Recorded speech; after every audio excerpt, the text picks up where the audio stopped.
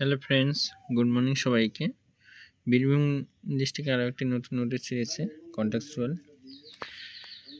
তো আগের ভিডিওতে আমরা বীরভূম ডিস্ট্রিক্টের সিএসসি নিয়ে আলোচনা করেছিলাম, সিএসসি এনগেজমেন্ট অর্ডার দিয়েছিল, সেটার ভিডিও করেছিলাম।